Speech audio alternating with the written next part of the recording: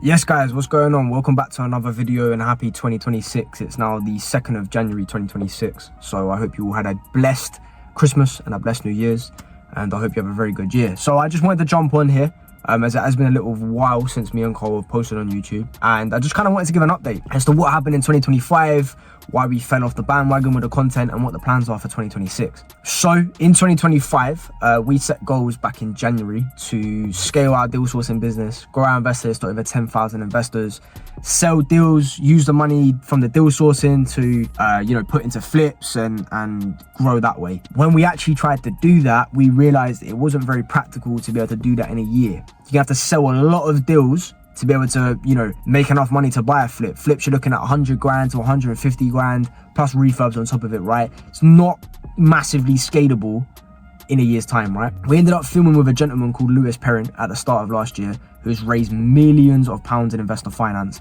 And it kind of opened a new world to me and Karl. We never knew about raising finance. We'd seen or heard about it on YouTube, but we didn't know about it. Started speaking to Lewis and realized maybe it was more attainable than we had first thought, and that we didn't have to sell millions of deals to be able to buy flips. We could raise investor finance. And then raising investor finance from the investor's perspective makes more sense than buying a deal, because it's more hands-off, the returns are more fixed, and me and Karl are in more control. So it reduces the risk for me and Karl, and it reduces for the investor. So we were there like, wow, okay, this makes a lot of sense. So yeah, we looked into it, started working with Lewis. We've raised some investor finance. We're buying a flip in Warrington. It's in legals at the moment. Started a second business to help other deal sourcers with their social media, help other people that are in the property industry with their social media. Because for context, we grew our investor list to over 950 investors in 8 months. Obviously, we grew our Instagram following from 800 followers to 7,000 followers in 8 months. So for us, social media has had a massive benefit on our business. Now, as social media had a massive benefit on our business, a lot of people were reaching out to us for help. So we ended up starting a social media community and an agency to help people with that. So we were really focusing on that. Working full time, the social media agency, raising finance together, me and Karl very quickly ran out of time. The problem is we stopped focusing on making content, which is what got us to the position we're in now. Now, the problem is long term, that's not going to benefit our business. Now, I do regret a little bit not documenting the full process, because there was times where me and Karl were struggling to raise finance. There was times that we'd sent contracts out to investors and investor ghosted us.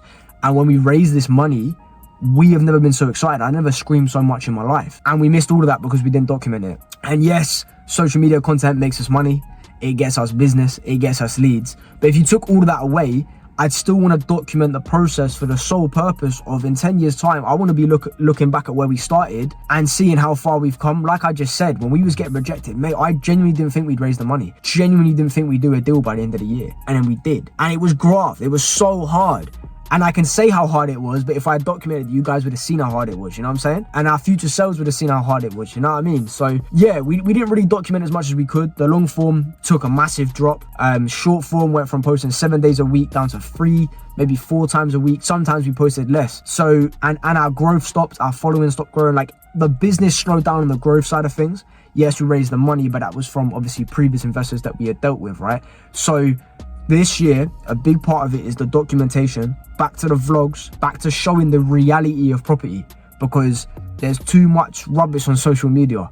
People need to stop lying on social media. They paint it out like it's easy, and it ain't. Trust me, it's not easy. It's constantly doubting yourself, constantly, checking the scoreboards, comparing yourself against people that are lying on social media. And we want our brand, and it has always been real. We've always shown the reality of it, and we want to continue to do that. And obviously, from a business perspective, content has really helped our business grow.